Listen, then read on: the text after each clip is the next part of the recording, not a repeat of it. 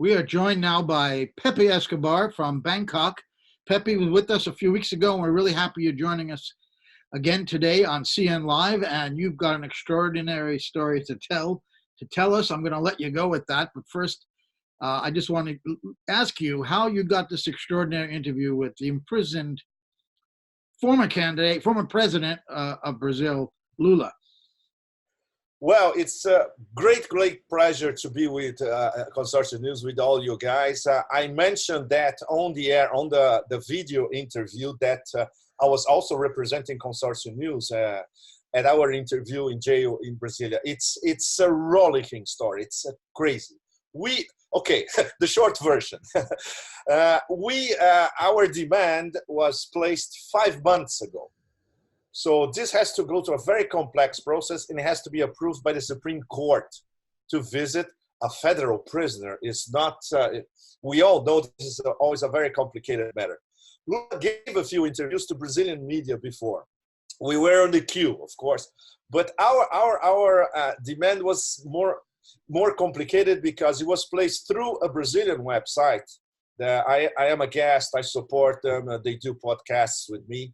And I entered my demand for Asia Times and Consortium News. It's written over there, in fact. So it was Brazilian media and foreign media. So obviously it took a little bit more time. But Lula knew that this interview would be for foreign media, that I would have one or two or three versions in English that will go everywhere, that would be available to American readers, of course, because a lot of people in the US, they don't know what's going on with the car wash investigation. It is an extremely complex matter. And outside, even Brazilians don't understand how the whole thing works, because basically it has been a hybrid war process where the impeachment of Dilma in 2016 and putting Lula in jail in 2018 was part of a rolling key coup, in fact. And the latest revelations by The Intercept, Glenn Greenwald's team in Brazil, Intercept Brazil. The leaks, and they've been leaking every week, in fact, prove conclusively that this whole thing was a very, very complex hybrid war coup involving, in the beginning in Brazil, an attempt at color revolution, then lawfare, lots of fake news everywhere, including the fake news that allowed Bolsonaro to be elected. And the greatest merit of these latest revelations, they are not, I wouldn't say they are bombastic, but they are pretty sharp in delineating how the number one judge in charge of this investigation, Sergio Moro, and the number one prosecutor, both of them based, the Brazilians call it, in a very mocking Brazilian way, the Curitiba Republic, because Curitiba is the capital of the southern state of Paraná, which judged Lula. And it's not the most important political center in Brazil, far from it. These are Brasilia, São Paulo, and Rio, as most people know. But they found a way to have the trial of Lula in the Curitiba Republic because they knew it would be easier to convict him. And the only charge that they found was a dubious transaction involving a small apartment in the state of São Paulo that they said Lula got from one of the major construction companies. This was never conclusively proved, never, but it was enough for them to convict. And that's why he's serving this sentence at the moment in the jail that we managed to visit last week. Well, how we got there is something absolutely extraordinary. To give you an idea, I was in Cambodia when I got a message from the guys in Sao Paulo saying, look, they approved the interview with Lula. Can you get here? Like next Monday. Shit. So I arranged the whole thing, found a way via Qatar, used my miles, you name it. So I showed up in Brazil last week on Monday. On Tuesday, we flew to Curitiba. The problem is the feds tried to postpone the interview or even block it. So Lula had two lawyers in Curitiba dealing with the feds, and they're saying, look, if you block it, there's going to be a lot of repercussion. There's going to be international repercussion as well because foreign media is here as well, and you're going to lose face big time. And we're going to go to the Supreme Court all over again, and they're going to say yes because they already approved it. So the interview was actually postponed for 1 day. So we managed finally to interview him last Thursday, exactly, 1 week ago. It was great because we got a briefing from one of his lawyers before, talking about how he felt, that he really wanted to talk, and he wanted to talk about geopolitics and international relations, which is something that he never did in any of the previous interviews. And this was great. It was perfect for our agenda, right? And in the beginning, he settled down. After 5 minutes, he was already settled down. And we knew that he wanted to talk because we had a list of questions, the three of us. After half an hour, 40 minutes, we were exchanging look. I said, no, let's not ask anything. Let's let him talk. So he started telling stories. So it became a Garcia Marquez narrative, where he was one of Garcia Marquez's characters, and he was also the whole narrative. It was an absolutely amazing scene to see a world statesman, considered probably, arguably, the number one political leader of the global South, talking freely about what happened behind closed doors when he was in the same room with Hu Jintao, Medvedev, Hillary, Obama. It's absolutely amazing. You won't hear that. In our age of everything scripted, you never hear head of state talking like this. And in jail. And this was even more important, Joe. Incredible. Well, so you began to speak with him. You said, what was the first topic you brought up? First of all, what are the conditions that he's living in? Exactly. Exactly. Very important question, Joe. He's living in a 3-meter by 3-meter cell with a very small window that he cannot open, a bunk bed that you have in average jail in the US, for instance, a sink, a small table with a few books and a few mementos. The door stays, no bars. The door stays open during the day, but there are always 2 feds outside. And at night he may close the door. He doesn't have access to the internet at all, and no cable TV, only open air stations in Brazil, which absolutely lousy. So every day, one of his aides brings a pen drive with everything. They record all the major newscasts, independent stuff on the net, front pages of all newspapers. So he knows everything that is going on, not only in Brazil, but all over. In fact, some of my friends in Russia or in Iran, but look, he doesn't know what's going on. He's in jail. On the contrary, now he has time to read everything that he didn't have before. When he was in power, of course, and afterwards, because he was always moving around, right? And he writes his messages. He writes messages to a lot of people, handwritten. And this aide, a lovely guy, he was our connection as well before the interview. He then spreads the messages all over the country, literally. Messages to diplomats, to people from the Workers' Party, to readers. And outside, very important, outside, which is something that replicates the Julian Assange vigils. There has been a vigil in front of the federal building in Curitiba, the day we interviewed him last week, for 502 days, non-stop. The day before, we went to visit. It's an absolutely extraordinary spectacle. There are people who have been there for the 500 days, on and off. Militants, people from the landless peasant movement, people who come from all over Brazil in a sort of pilgrimage, stay there 3-4 days, help. There's a huge soup kitchen, so people are fed, they wave flags. And every day, in the morning, in the afternoon, and in the evening, they all get together and they sing. There are a few speeches and they sing, "Good morning, Lula. Good afternoon, Lula. Good night, Lula." And he listens. From if he opens his little window a little bit, he does listen to these people every day. And in fact, he told us that the first thing he's going to do when he leaves jail is to actually go there and shake their hands one by one. Can you imagine? Because the day that happened, It's not going to be like we saw maybe 500, 600 people. It's going to be maybe hundreds of thousands outside jail the day he leaves, right? So it's amazing because the groundswell of goodwill directed at him. And if we talk in Asian terms, the good karma that people are projecting over him it's something, you're left speechless. And I talked to some of them, they told them their stories. Each story is a movie, you know, and they are there for one reason only, support the president and wait for the day he's going to be released. Okay, back to the interview. We knew he wanted to talk about international politics, but we subdivided our tasks. One of my colleagues was asking personal questions about Lula, the man, how the prison experience has affected him.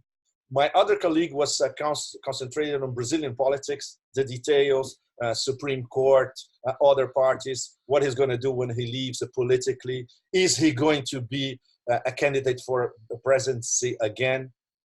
His first answer was hedging, but at the end, he gave another answer which clearly sees him as a new candidate if his health is okay. And he seems to be healthy.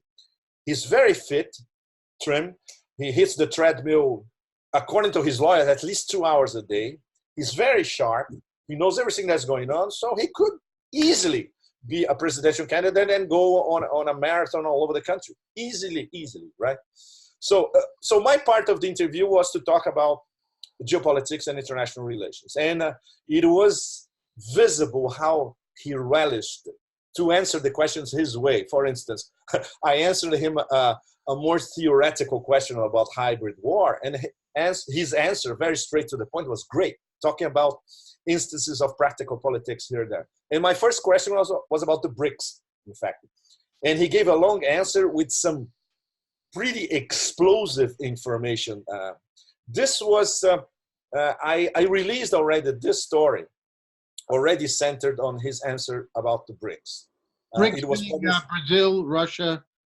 We just want to tell just to remind everybody, Brazil, Russia, China, India, and South Africa. In the beginning was BRIC, only 4, yeah. And then they added South Africa. And of course, there were discussions later to maybe include Turkey, Indonesia, South Korea, but these were while he was still in power, but this passed through when Dilma was in power, and in the end it was suspended. Okay, let's consolidate the 5 of us, then we expand. And the Chinese very much want to expand BRICS to something that the Russians call BRICS Plus. And it would include Argentina, Indonesia, South Korea, Turkey. At least these 4 are on the list in BRICS Plus. One of the things that he told us about BRICS, for instance, he said that BRICS was conceived as an attack instrument, not as a defense instrument. And one of the key issues would be to bypass the US dollar in international trade. And you can imagine how that went down in Washington at the time. And then part of his answer more or less gives away the game. He says that Obama called him and said, "Are you crazy? Are you trying to create a new euro?" And Lula's answer, according to him, "No, I'm just trying for all of us to be independent of the US dollar." Big mistake. We can interpret Obama as trying to warn Lula about the consequences of trying to bypass the US dollar. Or we could, if we have a less lenient explanation, Obama was saying, "Look, man, if you do this, you're fried." Which is, by the way, what happened after Lula left power. The chronology here is very important. His last year in power was 2010. We know from revelations by Edward Snowden and also published by WikiLeaks that the NSA spying in the Brazilian government started at the end of 2010, beginning of 2011, when Dilma came to power.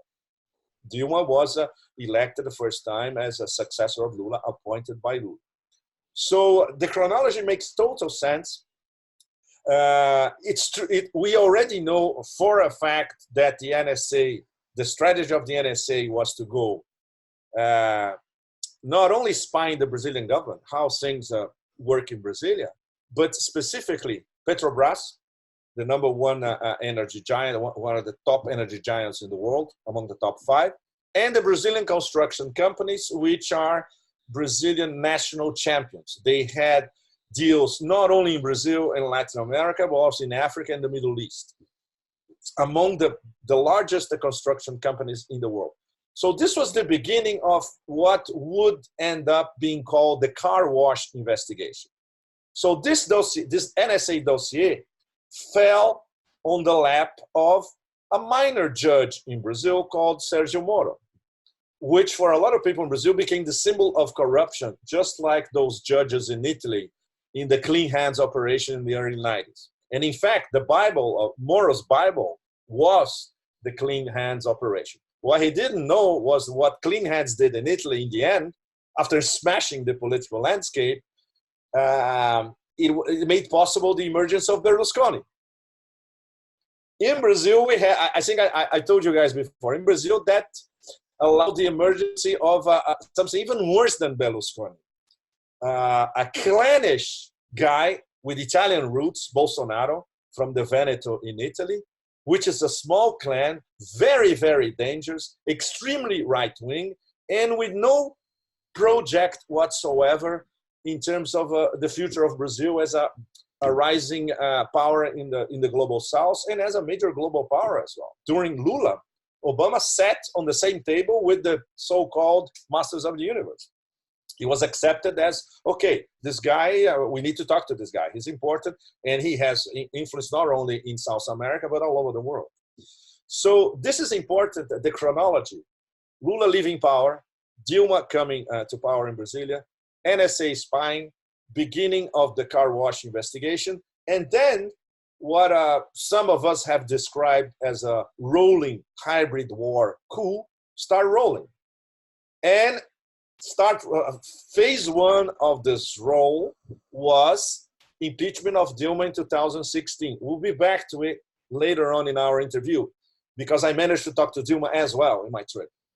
And 2008, when everybody knew that Lula would win the presidential elections last year, every poll, even right-wing polls, Lula is going to win, and perhaps in the first round. They found a way to throw him in jail under these spurious charges. So when you look at what happened in Brazil these past 9 to 10 years, it's amazing. When you talk to Lula, he was the central character of this narrative for the past, he came to power in 2002, of course. So he's been the central character since the beginning of the new century, and especially for the past 10 years. And he's the only, I talked to other good analysts in Brasilia, and we all agree that the only figure, and in fact idea, sometimes he calls himself an idea, that could unite a country so fragmented as Brazil is Lula. If he's in jail, there's no solution for anything. For instance, everything that is happening now is related to Lula's role. The Amazon problem, which became front page news everywhere this past few weeks. If you go back to what Lula was saying at the COP15 meeting in Copenhagen, I talked about this in my first story about the interview. That's when he said, look, I made very clear Brazil's position in environmental terms. We're going to stop deforestation in the Amazon by 80%, and we're going to become a green power. This is being reversed, especially in this past few months, by this, I would not call him a mini Nero, because Nero had his merits, and we never knew what he did. You know, the historians are still debating what exactly happened with the burning of Rome. Maybe Nero was not responsible. Maybe he was just playing his liar, and he didn't know about it. So this guy is much worse. This guy is a gangster from a clannish environment. In his 27 years as a congressman, he tried to pass 2 bills.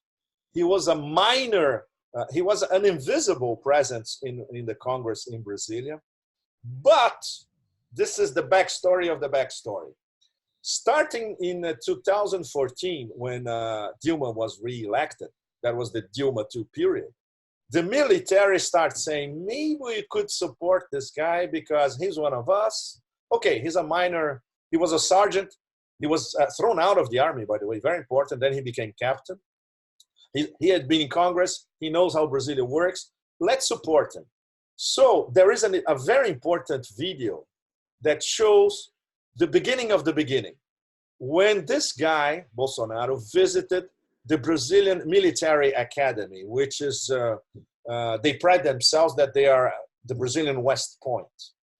And there's a speech, and he says, look, I'm going to run next time, and I'm going to put this country back together. I'm going to clean it all up, vote for me, etc. So this started in 2000. His campaign actually started in 2014. Last year, after everybody knew that Lula would be in jail and would be able to run, it was much easier for him and for the people backing him to assure his election, including Steve Bannon. Very important. Many people in the US know it, but many people in Washington don't know the details. He met with the Bolsonaro clan 3 or 4 months before the election in Brazil, November last year. And he said, look, anything you guys need, Cambridge Analytica stuff, okay, you got it. Let's win this thing, and we're going to win it the way we won it in the US. The difference in Brazil, the whole thing was organized through WhatsApp, not through Facebook mostly. Because WhatsApp in Brazil is so widespread, bombarding fake news on WhatsApp was enough to elect Bolsonaro. It's crazy. This is something that should be studied as a case history in every political science school, anywhere. And Cambridge, sorry, Pepe, Cambridge Analytica was directly involved in that?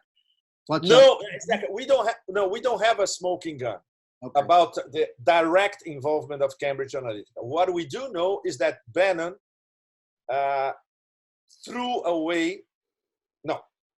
to them, in fact, everything that his amassed knowledge of how to win an election on social networks. Right.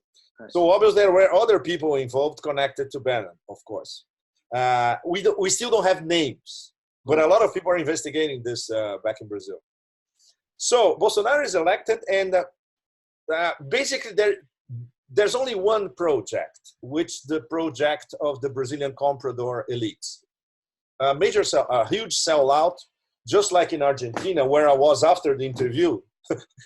One of the books that I bought is this striptease of how Macri worked in Argentina. Bolsonaro is the Brazilian Macri. We know what happened in Argentina with Macri, né? 58 billion loan from the IMF that Argentina will spend decades to repay. What Bolsonaro is doing basically is very similar to Macri's go privatization in Argentina. He wants his finance minister, a Chicago boy, very important, Paulo Guedes, is trying to do in Brazil. So obviously, if you're in Wall Street, wonderful. Wall Street is there in São Paulo. I saw some of their offices, in fact. They are all over the place. But now, because the economic policy is so messy, they are even complaining, some of them, to Trump himself, because they know that Steve Bannon controls Bolsonaro, and Trump is behind anything that Bolsonaro does, including fires in the Amazon.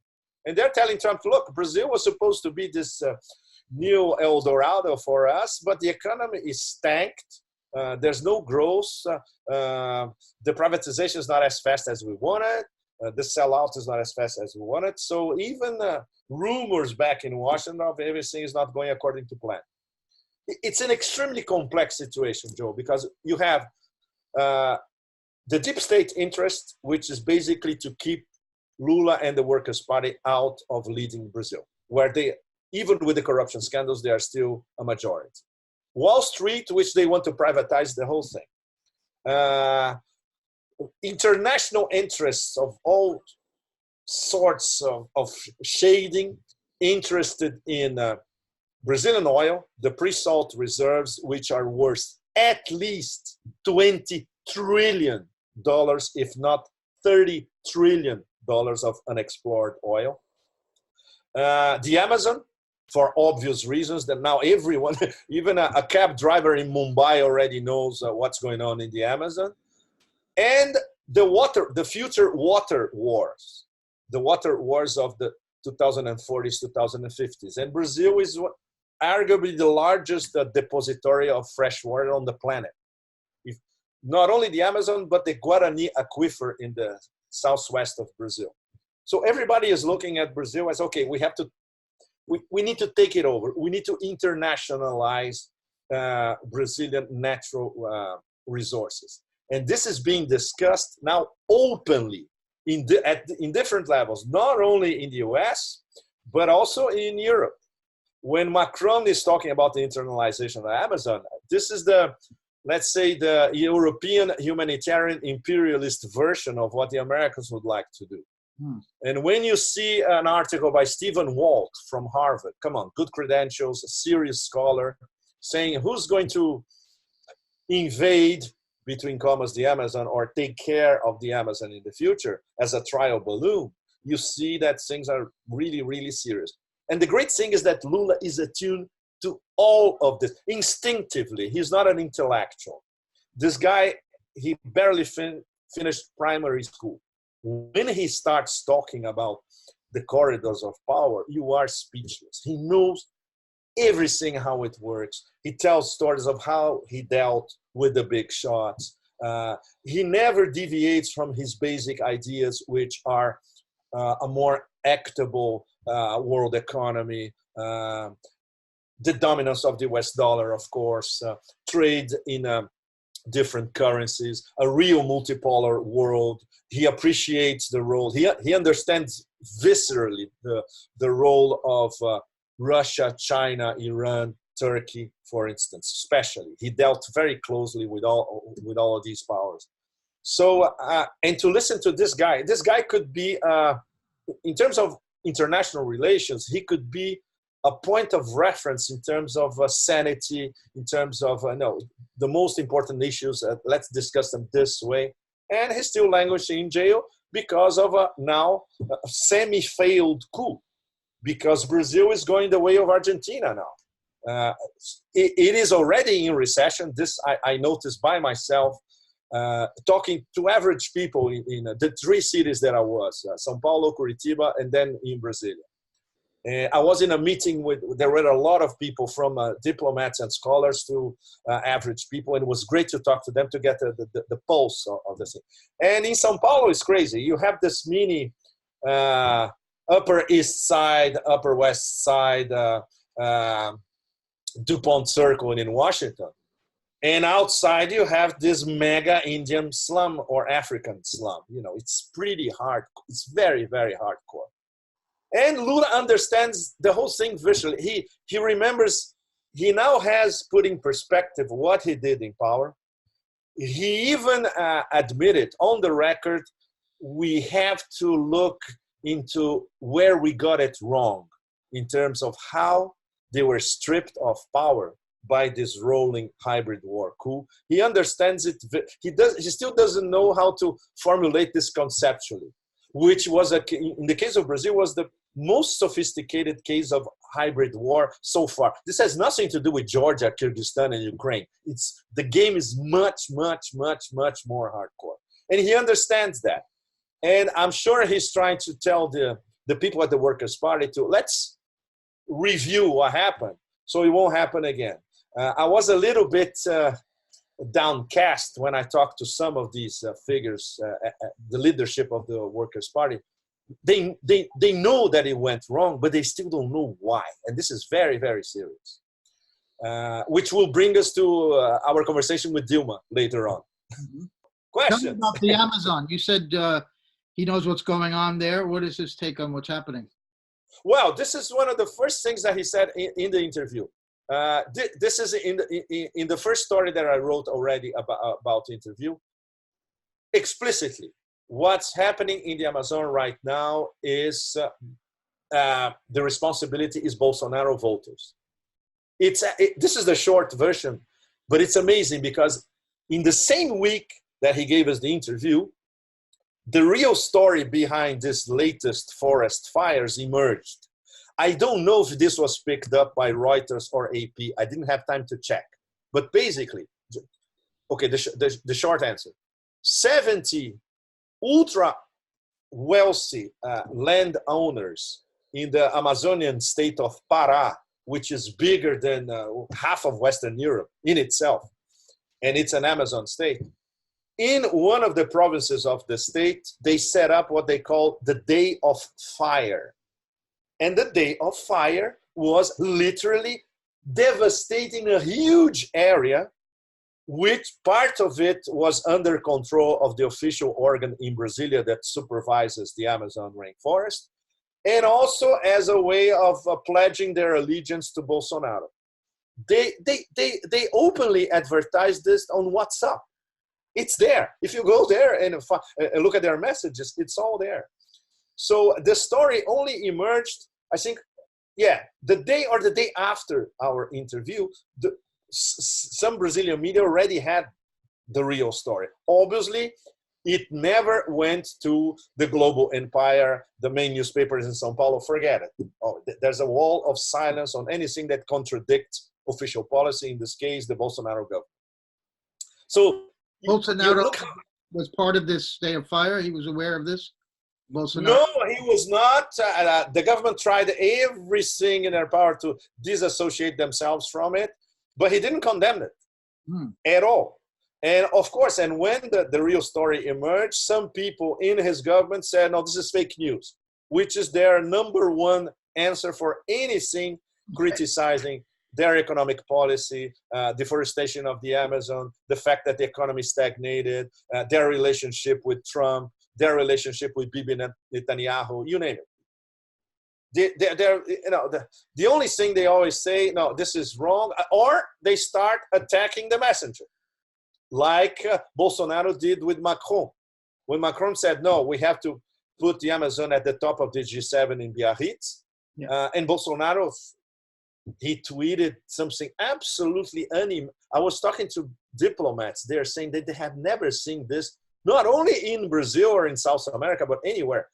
That Bolsonaro tweet when he said that Macron was envious because my wife is 24 years younger than I am. Yeah, this is as low as it gets, Joe. It's not, we're not even talking about diplomacy anymore. You know, it's really low level sub mafia stuff. You know. Sounds like something Trump might tweet someday, but anyway. Trump might tweet, but he never did something as crass as this, you know. It's personal.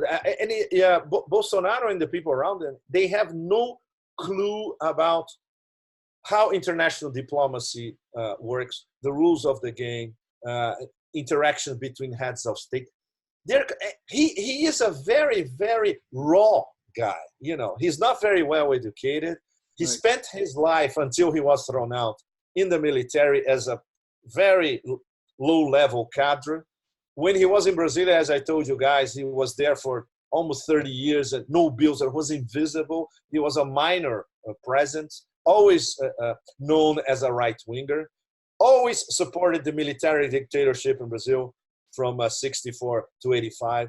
The horrible thing that this is everywhere on YouTube, easy to find. The day of when Dilma was impeached, he had a speech praising Dilma's torturer when she was incarcerated during the military dictatorship. So, you know, it's no holds bar. It's you know, it's an unqualifiable, nasty character. And obviously the Brazilian elites, they said, no, this guy can do the job for us that a social democrat wouldn't be able to do. We need somebody like him, you know, basically to sell out the whole country. And the military, now we have more or less conclusive proof that they were supporting him from the beginning, not at the last minute. But it gets even more complicated. Now, most of the top generals are trying to get rid of him. They're trying to find a way to get rid of him so they can rule by themselves unopposed. Don't forget that the Brazilian vice president is a 4-star general.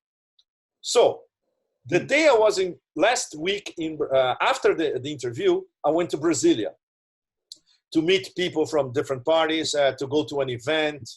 And the day we were together at this event, basically discussions of Brazilian politics and a little bit of geopolitics as well.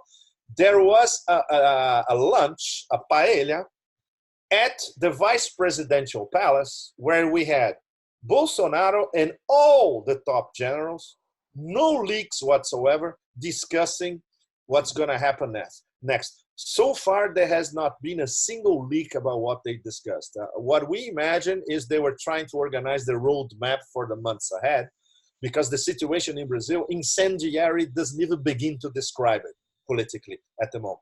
There is a groundswell of public opinion that the majority now says Lula has to be freed because the whole thing was a sham. At best, there should be a new trial, but with Lula free to answer for this second trial. Impeachment of Bolsonaro is already being considered widely. The military are trying to send signals that no, everything is under control, but there's going to be some readjustment, etc. So the possibility of a white coup is in the cards. The possibility of finding a health reason to isolate Bolsonaro is in the cards, but also the possibility that Bolsonaro can get all the support that he has, especially from the BBB lobby that we talked about the last time, Bullet, Beef, and Bible, to say, look, they're trying to destabilize my government. I'm going to have to be even more hardcore than I am. And so he stages a counter coup. So everything is in the air, you know. Pepe, the reason the military and probably Wall Street, as you mentioned, want to get rid of Bolsonaro is because of his incompetence. Yes. Basically, well, he's not major reason, Joe, is incompetence, because he's not delivering what he promised, especially on the economy. And among the military, some of them at least are starting to understand the meaning of Brazil being embarrassed on a daily basis in the international arena, which is something that never happened before. For all their faults, the Brazilians always had a very, very good diplomatic corps. This is the Russians, like the Europeans, always praise them. It's a very, a strong school of diplomacy. Sorry. And I talked to some former diplomats. I had lunch with Celso Amorim, Lula's foreign minister, which in the past decade was voted the best foreign minister in the world by Americans. One of them was Foreign Policy magazine. Everybody in Washington said, Ralph, Celso Amorim, he's the best. It was Celso and Lavrov. They are very close, by the way. I asked him, I said, look, he has a very close relationship with Sergei Lavrov. So they're always talking. And I imagine that Celso is always informing Sergei of what's really going on in Brasilia, right? This is something I told the president myself, which was not it was not far-fetched. I told him, Mr. President, the Russians and the Chinese are waiting for you, which is all the echo that I get from Russian and Chinese analysts or diplomatic sources. They are dying to do business with Lula again, because last decade, it's how the whole thing started, with the BRIC discussions and then expanding, and all these ideas, especially by passing the US dollar, which may have been the downfall for both Lula and Dilma. These were Lula's ideas. And the Chinese and the Russians said, yes, let's do it. And we saw what happened in Brazil, because they couldn't, the hybrid war that they launched against Russia and China, it was not strong enough to destabilize both Russia and China. They are much, much more resilient and stronger than Brazil. Brazil is a fragile democracy. It was very easy to destabilize it from the inside. If you have comprador elites strong enough, it's very easy. So Pepe, before we move on to the political situation, I mean, the corruption that has stuck Lula in jail that The Intercept revealed. I just want to go back to the Amazon for a moment. You said the politics are incendiary, but it's always the rainforest right now. I saw that that Bolsonaro's government said they didn't want international help to help put out the fire, which clearly shows he's in league with these Day of Fire people, obviously. They want the Right. fires to burn. But at some point, they do have to control the fire as well. And of course, this is all being done for reasons of exploiting the land, the minerals, whatnot, and pushing a lot of indigenous people away from their ancestral lands. But at what point are they going? Is this? How will they be able to stop it if they want to? How dangerous is the situation in the rainforest, the fire? It's a very good question, Joe, because they don't want to stop it. They must at least, at best, they're going to try to convey the illusion that they are doing something about it, like sending a few extra troops, 2 or 3 planes. It's not enough. The thing is, they have to rein in these very, very wealthy developers in patches of land that are immense, and very difficult to survey and to control and to like the previous regulations of the Brazilian Institute for the Amazon rainforest used to do during Lula and Dilma. And now there's new, it's basically by decree, he cut off the powers of this body. He cut off the powers of the body who regulates the indigenous areas. He is frankly, in terms of decimating indigenous populations, he says that on the record, directly and indirectly. He doesn't want any outside help. He blames everything that happens on NGOs, on foreign NGOs. So, he is part of he has a huge part of the problem. So you cannot expect from Brasilia anything in terms of trying to ameliorate the situation. It's not only the Amazon, but in the southern Amazon, there's the huge Cerrado region, including the Pantanal, which is the largest wet area in the Western Hemisphere. And when there are forests in the Amazon, the maps by European satellites, when you look at the maps, it's mind-boggling. You see patches of red coming from the southern Amazon, going through central Brazil, and now reaching the east coast. To give you an idea, the day I landed in São Paulo last week, the city was black. I know how to. I landed in São Paulo many times, and depending on the year, you know what kind of light you're gonna find. So we landed at late afternoon. I think we landed around 5 p.m. and the sky was literally black. This was a direct consequence of Amazon fires mixed with the atmospheric conditions, and in fact, the whole state of São Paulo was black. So and it's going to get much worse from now on. And all the satellite data and all the best research institutes prove that this is the main reason is widespread Amazon rainforest fires in the southern part of the Amazon.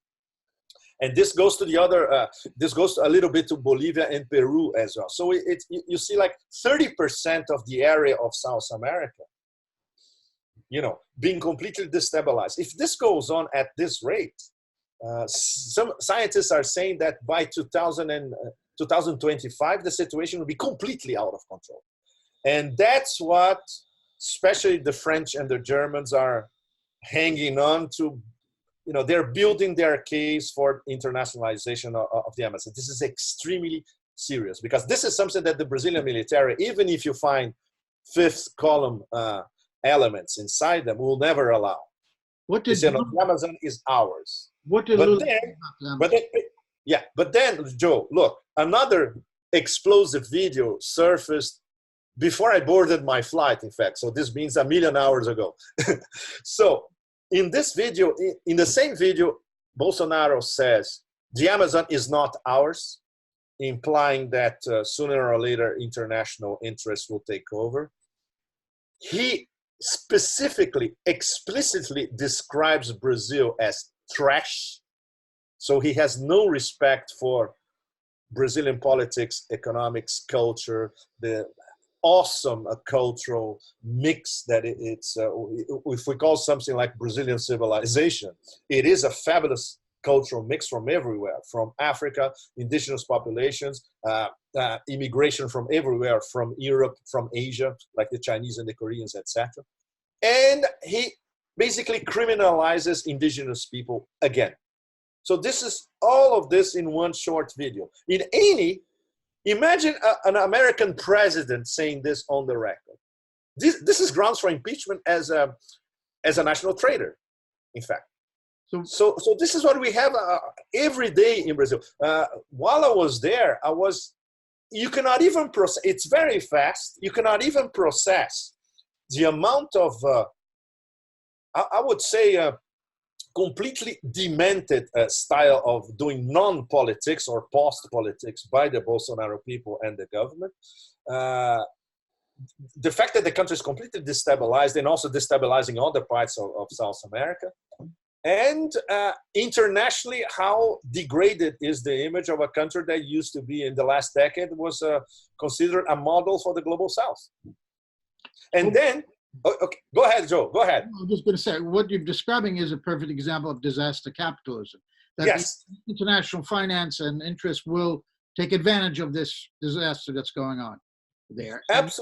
Absolutely. But Brazil nowadays is the epitome of disaster capitalism on a higher level. Don't forget, this was before the crisis. Brazil was on the way to become the 5th largest economy in the world. It went down to, nowadays it's between 8th or 9th. If it goes on like this, soon it's going to be 13th, 14th, and still going down. So the people behind the coup, they managed to destroy the Brazilian economy, at least for the moment. To recover is going to be you're going to need 1,000 Sisyphus to recover the country. You know, it's going to be a really tough job, especially in terms of reversing this privatization, having Petrobras and the major construction companies working again as they were, sanitizing the Amazon, finally, bringing more people into the economy, which was Lula managed to do when he was in power.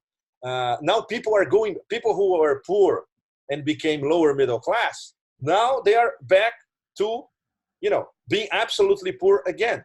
Other people in São Paulo, I was having dinner with them yesterday, the day before yesterday. They were telling me the economy is totally stagnated. Nobody is investing anything, even in São Paulo, which is a big powerhouse, a financial powerhouse. And you have hot money coming in and out because the real compared to the dollar is very, very low at the moment. So you have a lot of hot money trying to buy everything in sight. This is what you don't see, in fact, because it's all behind closed doors, right? So Pepe, what did Lula have to say about the Amazon? Did he have anything important to say about it? Yes, he did. This was a part of one of his first answers, responsibility of Bolsonaro voters. And then he compared to what he did at the COP15 in Copenhagen. I mentioned this a few paragraphs in my first story about the interview. And if you go back to what he was been saying in the past decade, he actually formulated official Brazilian policy to defend the Amazon explicitly. And this is what they were doing. This regulating body for the Amazon, the body that takes care of indigenous populations, FUNAI, everything. And this was dismantled by Bolsonaro in a matter of weeks and 2 or 3 months this year. So the amount of the disaster by Bolsonaro in every aspect of Brazilian life in only 8 months is so. It's really mind-boggling when you see it. And when people start telling detailed stories, for instance, I had a meeting in Curitiba with a guy from the huge Itaipu Dam, which is something as big as the Three Gorges Dam in China. He was telling me inside stories of how the whole thing now is stagnated. And now the Bolsonaro government is accusing Paraguay of stealing Brazilian energy, which is ridiculous. When you read the contract, the energy is to be divided 50-50. To both states, which are the main shareholders of the Itaipu Dam project. So it's everywhere. And even culturally, he puts in charge a minister of culture who is anti-culture. He says that culture in Brazil is monopolized by the left, by communists. The minister of environment is destroying the environment. The minister of foreign relations, he has 2 allies, the Trump administration and Bibi Netanyahu. Everywhere else, everybody else is an enemy. No, you go crazy.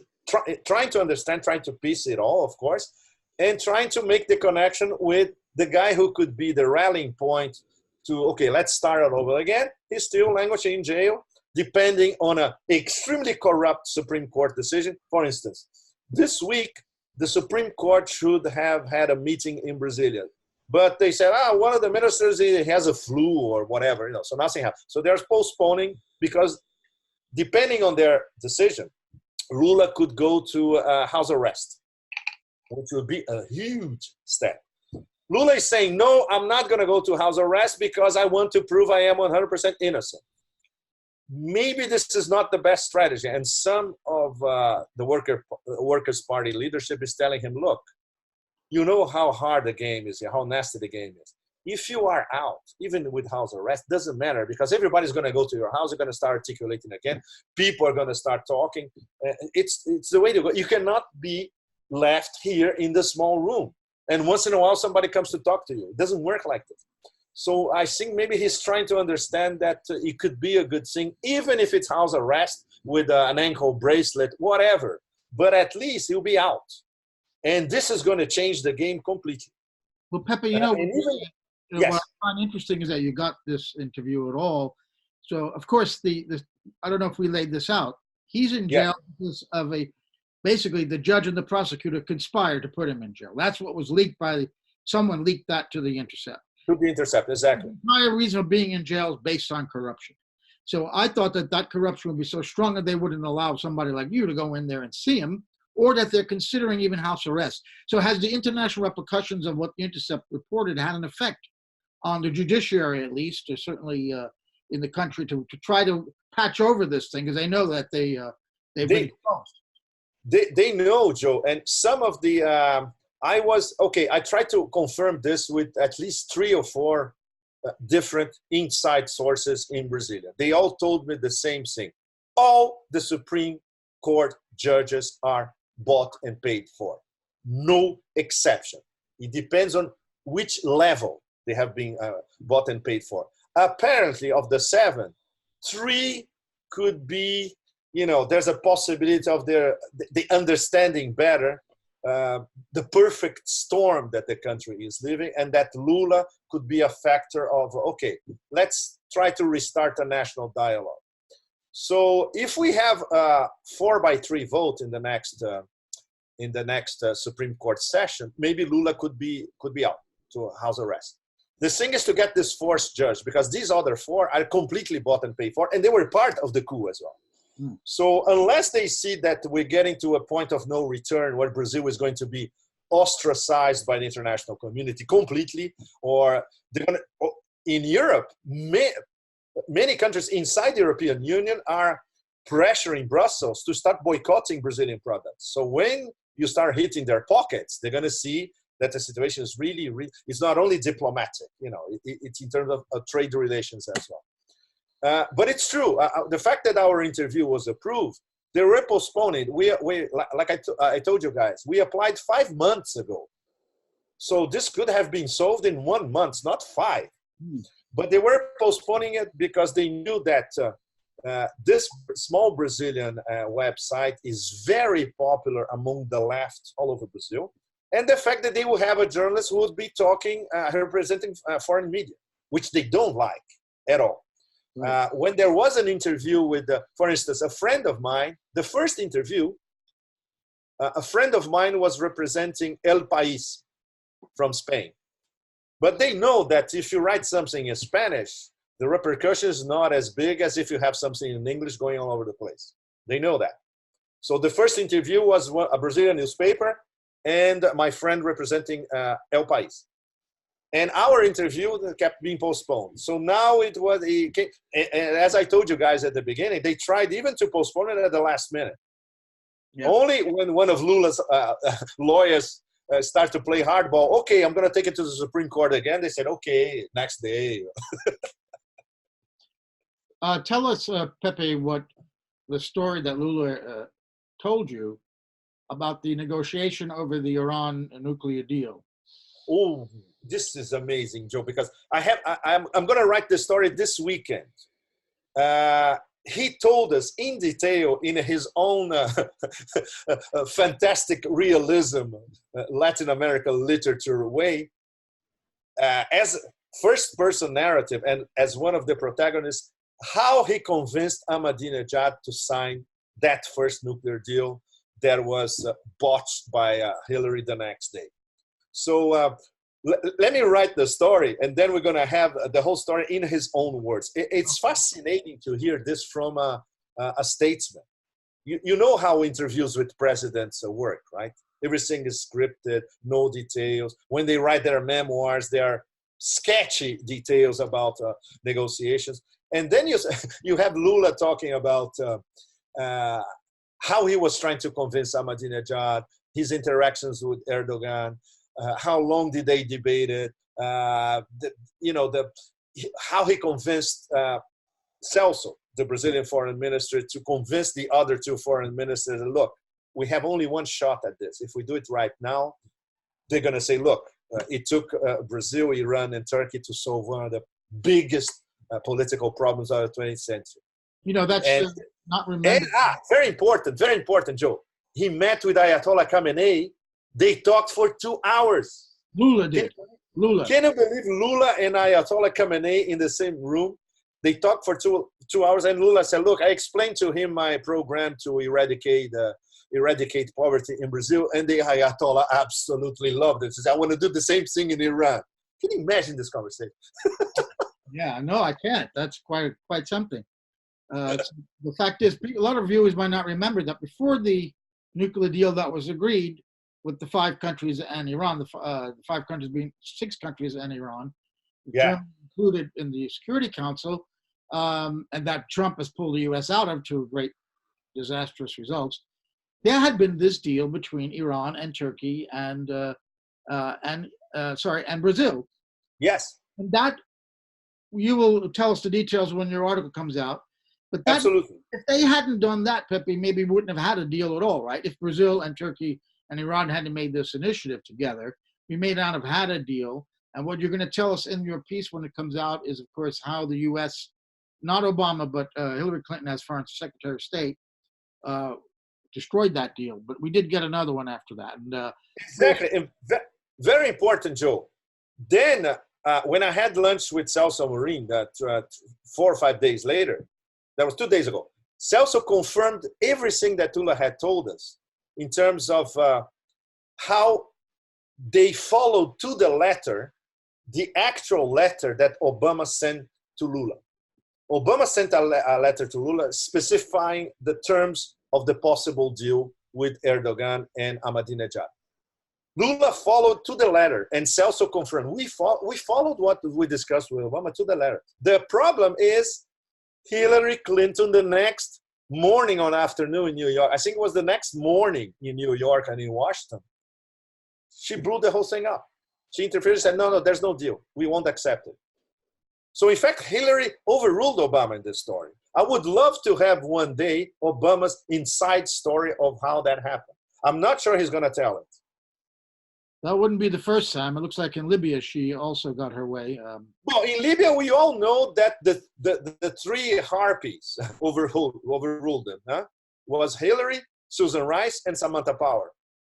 In fact, they defined Libya policy, and Obama just followed them. You let him have that one.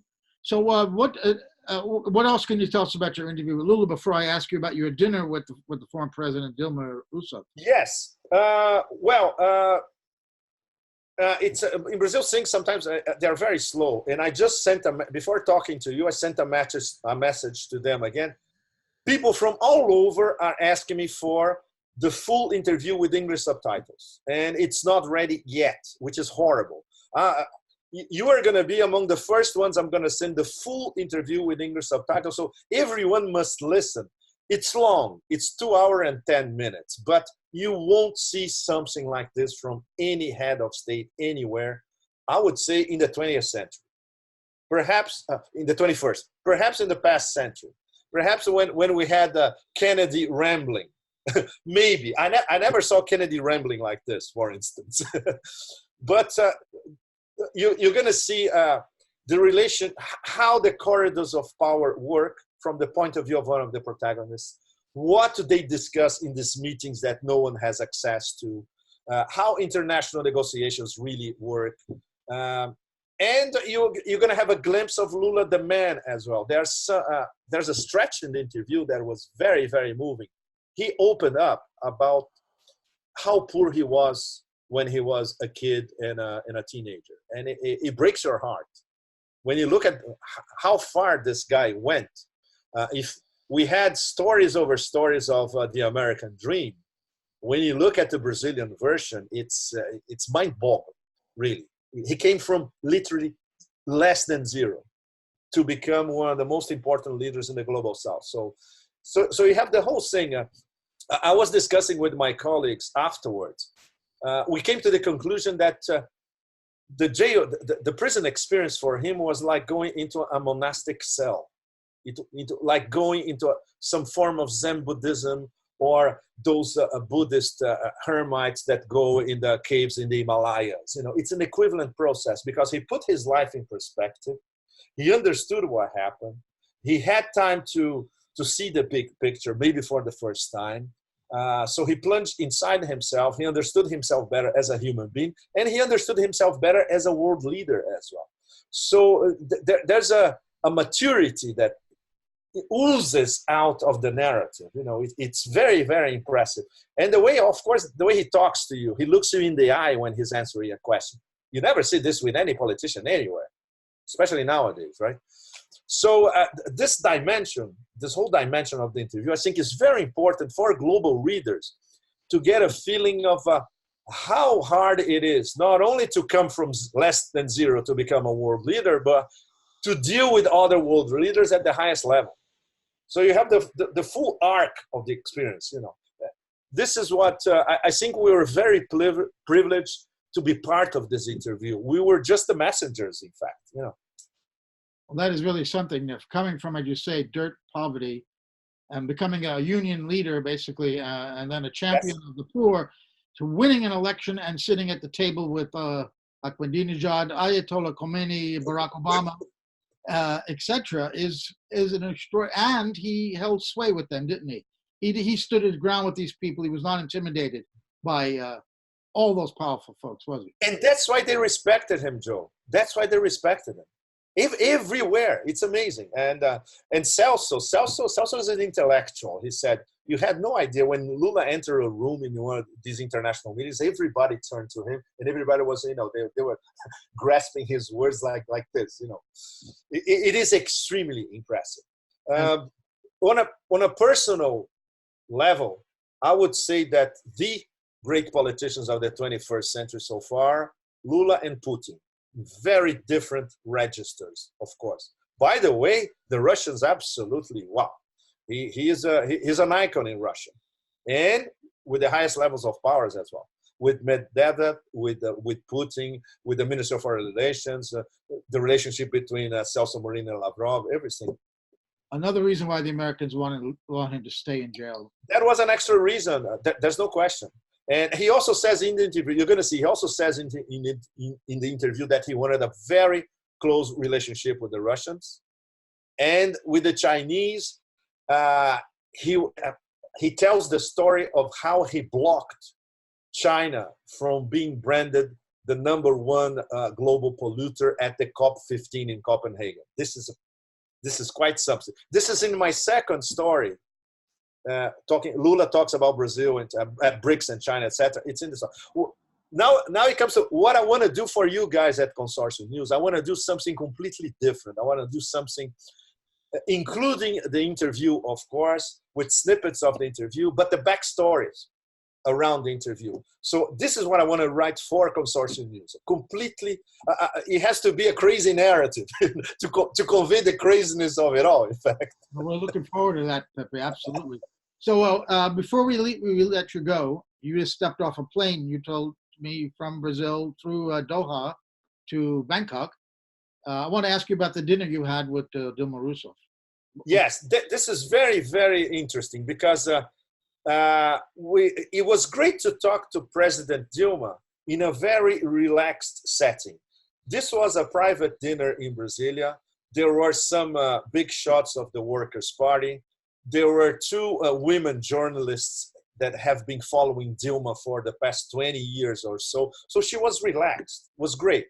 And it's very funny because the way they set up the table, we were sitting face to face. So it was great because I could ask her some, I would say, uncomfortable questions as well. In the middle of the dinner, she drank 2 or 3 glasses of wine. So it was the perfect setting. She recognizes that she made some big mistakes, of course. But for instance, but when I ask her, point blank, is it true that Erdogan called you and said that they were coming after you and you didn't pay attention? And then when you did, it was too late.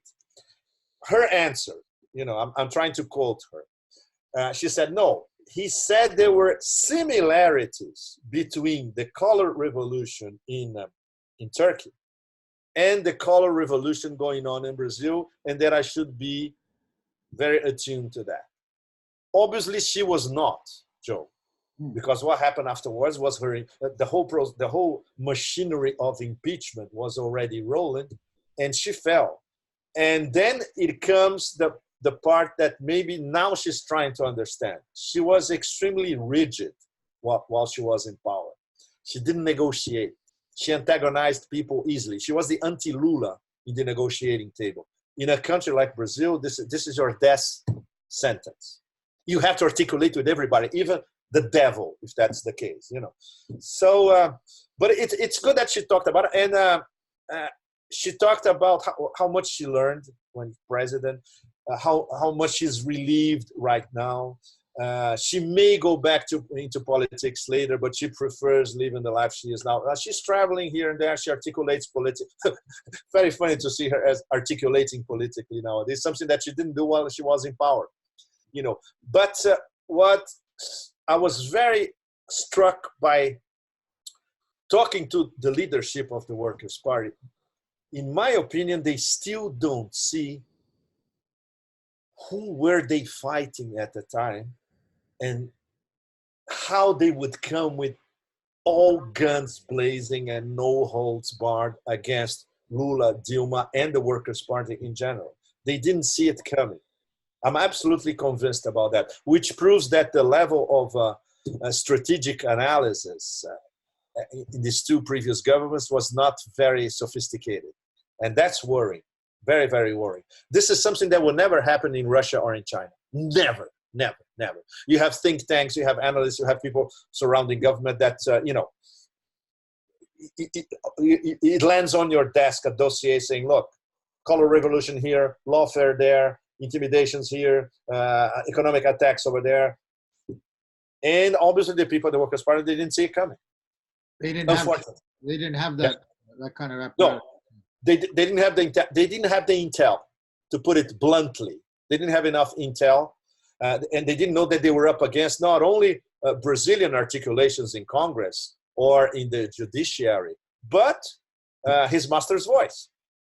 The U.S. Department of Justice, Department of the State Department, and vast stretches of the deep state that wanted to, let's conquer Brazil. And it's so easy. In fact, I asked Lula, point blank, why do you think it's so easy, hybrid war working in Russia, when they couldn't do it in Iran? Oh, sorry, in Brazil, when they could never do it in Iran, in Russia, or in China. He didn't answer directly. But one of his answers was very, I would say, crucial. He said, yeah, we need to look into how and when we got it wrong. So he knows they got it wrong, at least, Pepe, there's a certain optimism that underlies your conversation when you hear about the fact that Lula might go to house arrest, that he could make a comeback, that he's certainly intellectually and physically able to do that. On the other hand, it seems as if Bolsonaro is replaced by a military man. That might be worse than having Bolsonaro collapse. You think so? That's what Washington and Wall Street want. They want Bolsonaro out. Will it be a military dictatorship in the way it was, in the sense that democracy, certain democratic norms there will be removed? What do you see happening if Bolsonaro is removed? It's a very good question, Joe, because not even Brazilians themselves managed to have a succinct, clear description of the current political setup. The best we can come up with is a semi-dictatorship. Don't forget that the military are behind him. Most of the people at the highest level, including the Brazilian equivalent of the National Security Council, only generals. So, in terms of international relations and what's going on, the macro picture, they are more or less ruling Brazil. What they cannot control is Bolsonaro's out of control personality and ignorance of diplomacy, national relations, compositions, international relations, etc. So if they get rid of Bolsonaro, it's going to be a de facto military dictatorship. They're always going to say, oh, no, we were elected. The vice president is a general, but the polls chose us, right? But then comes the even more complicated part. What is their real agenda in terms of, are we going to be an American neo-colony? Are we going to sell out everything to foreign interests? Or are we going to be nationalists and try to have a working relationship with the main multipolar actors, especially Russia and China? Nobody has an answer to this question. As I see it, this is the key question. Because the military themselves, what I hear from, I have a very good source over there, an anthropologist who knows the military from the inside because he worked with them, even in the Amazon. He's still not sure which way this thing is leaning towards. It's going to be, in his view, most of them are nationalists. But nationalists in a sense of sub-imperialists. Brazilian nationalists defending Brazilian interests, but subordinated to the hegemonic power, which is more or less what they were, more or less, no, which is exactly what they were during the military dictatorship. Yeah. So it would be, they would reproduce and remix, it would be a military coup 2.0, much more sophisticated, but with more or less the same agenda. Economically, free, Chicago school, let's sell everything, let's do what Pinochet did. By the way, the current minister, Guedes, is a big fan of what Pinochet did in Chile in 73. So it hasn't changed everything. And that's why he's so much appreciated in Wall Street. What obviously the Trump administration would want and have a more, land over land in Brazil in different places, with different pods.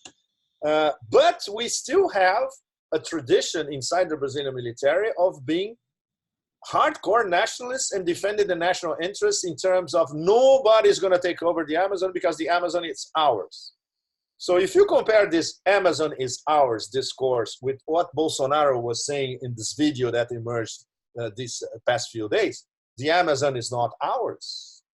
This is, I would say, this illustrates the conflict at the highest level, and even between some military factions. So it's complete. It's what is fascinating in terms of political science. Nobody knows where this is heading. Nobody. It's completely great. Sometimes Brazil, in terms of political relations, is, I would say, eons ahead of the rest of the world in some junctures, because stuff that happens there maybe is going to happen in other parts of the world in 20, 30, 40 years from now. And maybe we were watching one of these moments nowadays. You have an absolute swing from, let's say, an established left towards a completely riotous, out of control extreme right. But we could also get into a military dictatorship, or we could get into a path that would mean healing all the multiple wounds of the country in the next few months or years. It can go anywhere, but the complexity of the process is really, really mind-boggling. So the best we can do is to understand pieces of the puzzle, But for instance, We don't know what they were discussing. The military and Bolsonaro were discussing at that private lunch in Brasilia this past weekend, which was essential. This was the roadmap coordination. This is what the Chinese do when the Politburo goes to a retreat and they plan the next 5 years. So this was the Brazilian version, this lunch this past Saturday. Well, Pepe, we're going to look forward to seeing what happens and your continued reporting on this, as well as the article you're going to deliver to Consortium News. And absolutely, dying to. Thank you, Pepe, for spending so much time with us after being on a long, long flight, and get some rest. And we'll talk to you soon again. Thank you again, Pepe Escobar. My pleasure. Great pleasure to be with you, Joe, and everybody. Okay. All the best, Pepe. Bye-bye. Yes, all the best.